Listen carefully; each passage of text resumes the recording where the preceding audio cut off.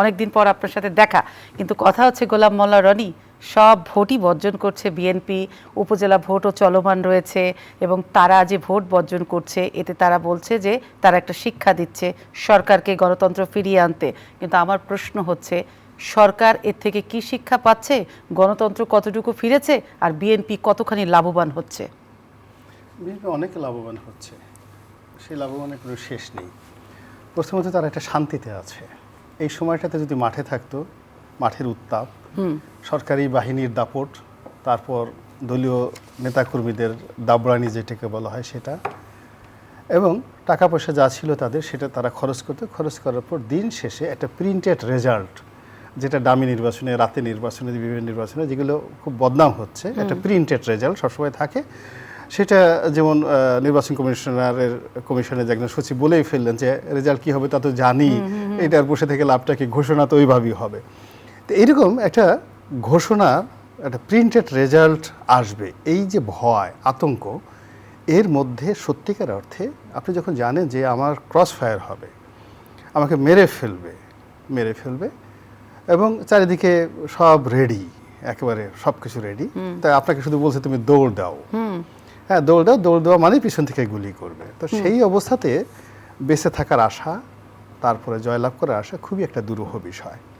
পুরো ইলেকট্রাল সিস্টেমটা এখন এমন একটা পর্যায়ে চলে গেছে যে মাননীয় প্রধানমন্ত্রী জননেত্রী শেখ হাসিনা, উনি যদি চানও রাতারাতি পরিবর্তন আসবে না।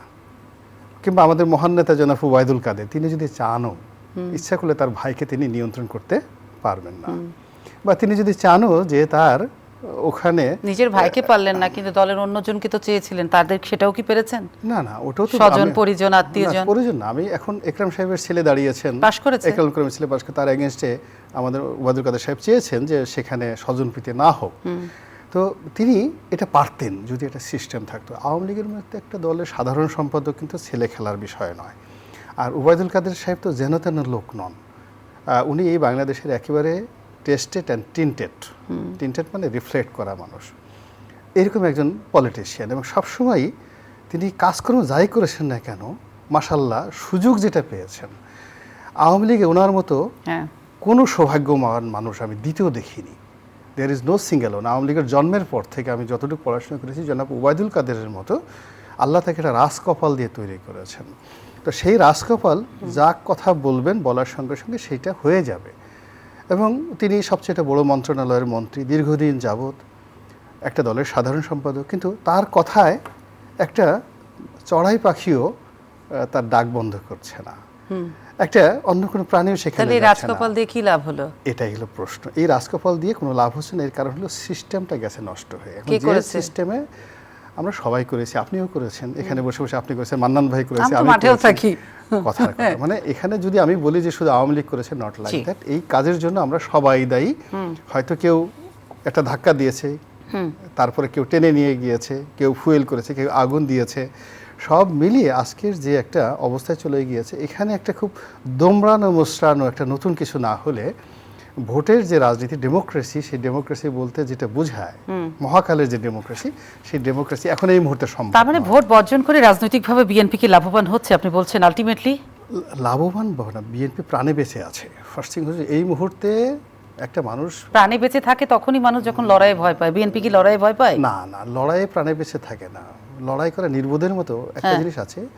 সবসময় মনে করবেন যে একটা খুব ইংরেজিতে একটা শব্দ আছে, যেটার বঙ্গানুবাদ হলো এমন জায়গা আছে, ডেঞ্জারাস জায়গা আছে যেখানে শয়তান যেতে সাহস পায় না, কিন্তু নির্বোধ এবং বেকুব তারা অনায়াসে সেখানে গিয়ে হাসতে হাসতে চলে যায়।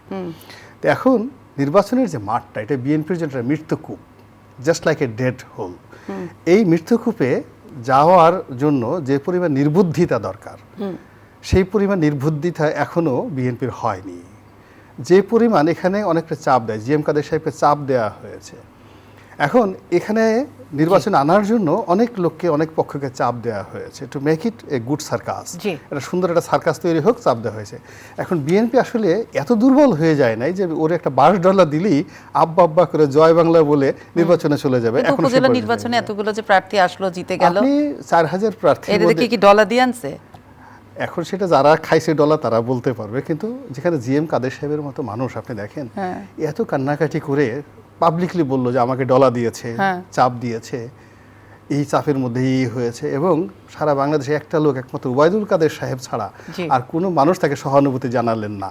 একমাত্র ওবায়দুল কাদের সাহেব বললেন যে আপনি বলেন, যেহেতু কাদের দুই কাদের, একজন গোলাম কাদের আর একজন ওবায়দুল কাদের, তো এই জন্য বন্ধুত্বের খাতিরে তিনি বললেন যে আপনি বলেন কে আপনাকে চাপ দিয়েছে। হ্যাঁ তো একমাত্র জনাব ওবায়দুল কাদের ছাড়া আর গোলাম কাদেরের সঙ্গে তার যে চাপ কে দিল এই কথাটা জিজ্ঞেস করার মতো যেখানে 18 কোটি বাঙালি নেই, বরং বলছে তুমি গেছো ভালো হয়েছে, চাপ দিছে তোমার আরও চাপ দেওয়া উচিত ছিল।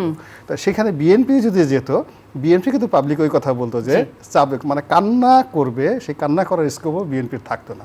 যার জন্য বিএনপি এখনো পাগল হয়ে যায়নি, এখনো নির্বোধ হয়নি, এখনো বেকুব হয়নি, আর এতটা দুর্বল হয়নি জি.এম. কাদেরের মতো, জাতীয় পার্টির মতো, ইনু সাহেবদের মতো, মেনন সাহেবদের মতো। ফলে মোরালেস আছে, বিএনপির মতো ভালো আছে।